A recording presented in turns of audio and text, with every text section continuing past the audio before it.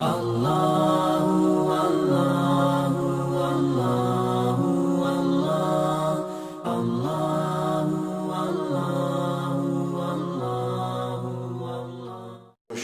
کے حوالے سے ایک علماء کا طبقہ اتنا رد میں گیا کہ ایسی نفی کر دی کہ جیسے ہے ہی کچھ نہیں، یہ بھی غلط ہے۔ ایک طبقہ وہ ہے جو پتہ نہیں کیا کچھ کرتا ہے شب برات کے نام پر، وہ بھی غلط۔ ساری حدیثوں کو ملا کر روزہ اور رات کا قیام، کہ رات کو اٹھ کے کچھ اللہ کو یاد کر لو۔ اب اس آیت میں بعض مفسرین سے غالباً بھول ہوئی، حامیم والکتاب المبین انا انزلناہ فی لیلۃ مبارکۃ انا کنا منذرین فیہا یفرق کل امر حکیم امرا من عندنا انا کنا مرسلین۔ یہ لیلۃ القدر ہے،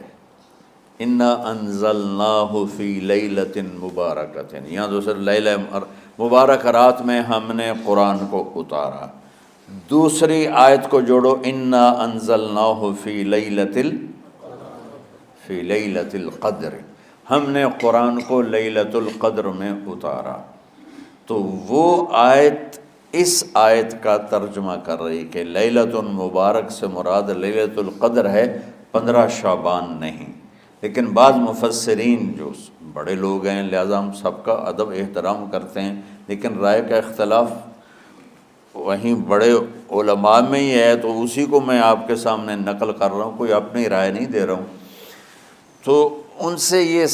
صاف ہو گیا کہ انہوں نے اس کو 15 شعبان بنا دیا۔ یہ 15 شعبان کی رات نہیں ہے، یہ لیلۃ القدر ہے، کہ جس میں وہ پورے سال کے احکام اعلان کر دیے جاتے ہیں، وہ شب قدر ہے۔ اس میں بھی معافی ہوتی ہے، اس میں بھی معافی ہوتی ہے، لیکن شب قدر تو قرآن سے صحیح احادیث سے ثابت ہے، اور شعبان کی رات ضعیف حدیثوں سے ثابت ہے، لیکن کثرت حسن لغیرہ اور امت کا عمل اس میں بہت بڑی گنجائش پیدا کرتا ہے۔ تو جو بچہ روزہ رکھنا چاہے ضرور رکھے، جو رات کو اٹھنا چاہے ضرور اٹھے، لیکن وہ اتنا نہ اٹھے کہ صبح سبق میں سویا پڑا ہو۔ تو ایسی عبادت نہیں چاہیے کہ آپ اپنے طلب علم جو فرض ہے اس میں آپ سوئے پڑے ہوں، تو تمہارے خراٹوں سے سبق بھی متاثر ہو رہا ہو۔ تو اعتدال بچوں، ہر چیز میں اعتدال۔ تو اس میں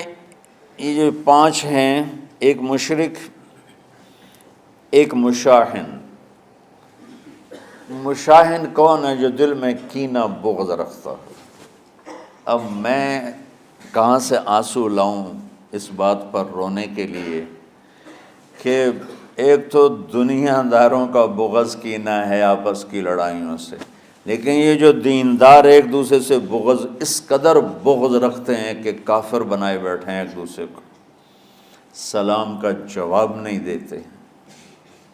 جنازے میں نہیں شریک ہوتے۔ اس کا جرم واپس جاتا ہے تاجروں کو نہیں، حکمرانوں کو نہیں، خطیبوں کو، نادان، ہر خطیب نہیں، نادان خطیبوں کو، جو ہر مکتبہ فکر میں موجود ہیں،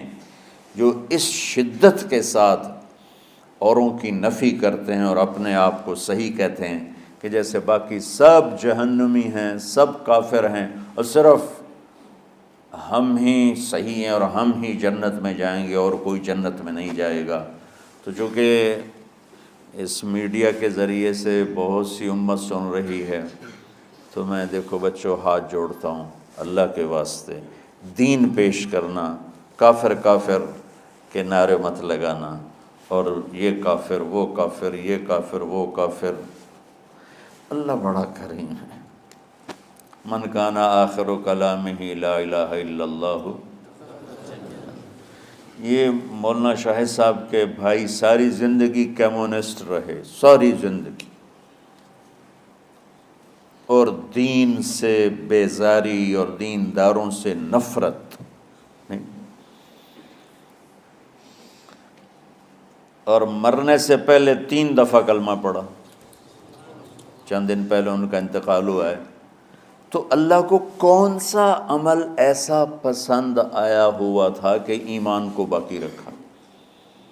وہ دین سے نفرت کا اظہار کر رہے ہیں، دینداروں سے نفرت کا اظہار کر رہے ہیں، کتابیں لکھی ہیں، لیکن ایمان والی ماں نے جنم دیا تھا اور دودھ پلایا تھا، اور بچپن میں کلمہ بھی پڑھتے تھے، نمازیں بھی سیکھی ہوں گی، قرآن بھی پڑھا ہوگا، اس کے بعد ساری زندگی کمیونسٹ رہے، کون سی نیکی اللہ کو پسند تھی کہ مرتے ہوئے 3 دفعہ لا الہ الا اللہ پڑھا؟ ابو زرع رحمۃ اللہ علیہ بڑے محدثین میں سے ہیں، فرماتے تھے مجھے 1,00,000 حدیث اس طرح یاد ہے جیسے تمہیں سورہ فاتحہ یاد۔ وہ انتقال کر رہے تھے، بے ہوش تھے، تو ان کے پاس ان کے شاگرد اور محدثین بیٹھے تھے کہ استاد جی کو کلمہ کیسے پڑھائیں، تو ہوش ہی کوئی نہیں، اور بے ہوشی میں کیا ہوش میں بھی ہو کوئی تو اس کو یوں سیدھا نہیں کہتے کلمہ پڑھو، بلکہ اس کے پاس بیٹھ کے لا الہ الا اللہ لا الہ الا اللہ پڑھتے ہیں کہ کہیں وہ کہنے سے انکار نہ کر دے۔ تو کلمہ پڑھے بغیر بھی ایمان پہ موت آتی ہے۔ ہمارے ایک بڑے قریبی تھے، میرے والد کے بڑے دوست، ان کا اچانک انتقال ہو گیا، تو میں نے ان کو خواب میں دیکھا،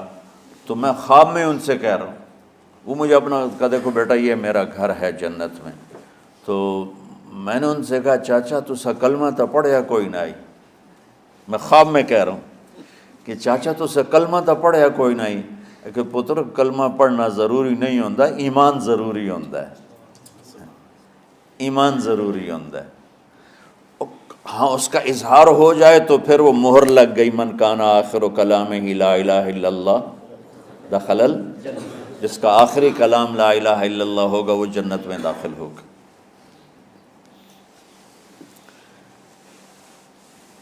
باقی ایمان پہ خاتمہ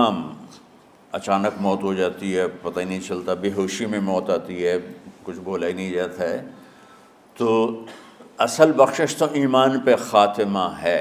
اللہ کے فضل و کرم سے، لیکن جو یوں کھل کے کہے گا تو وہ تو اوروں کو گواہ بنا گیا۔ تو ان کے ایک شاگرد منذر بن شازان وہ کہنے لگے حدثنی ضحاک بن مخلد عن ابی عاصم عن عبد الحمید بن جعفر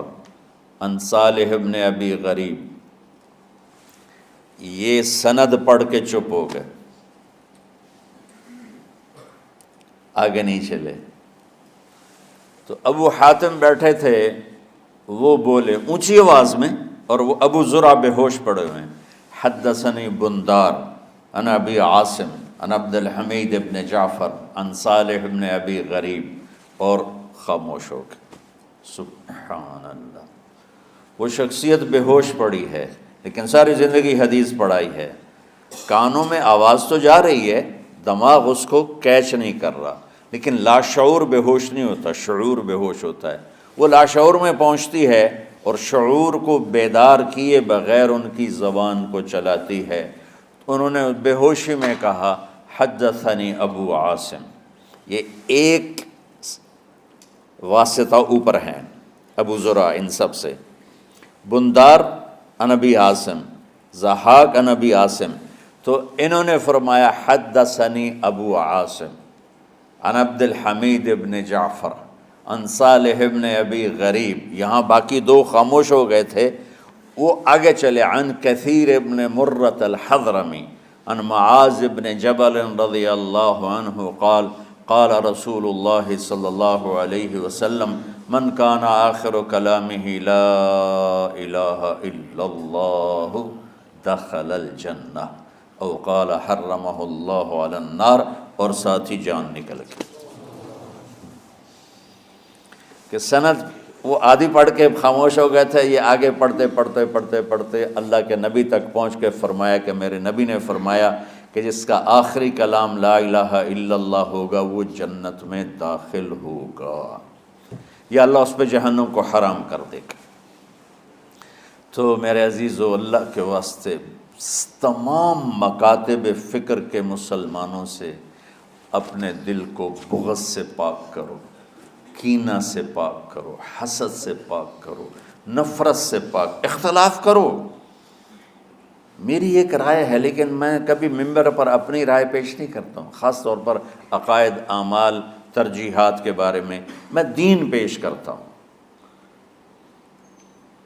رفع یدین کرنے کی بھی حدیثیں موجود ہیں، نہ کرنے کی بھی موجود ہیں، اور لڑی جاندے دونوں پاسا دے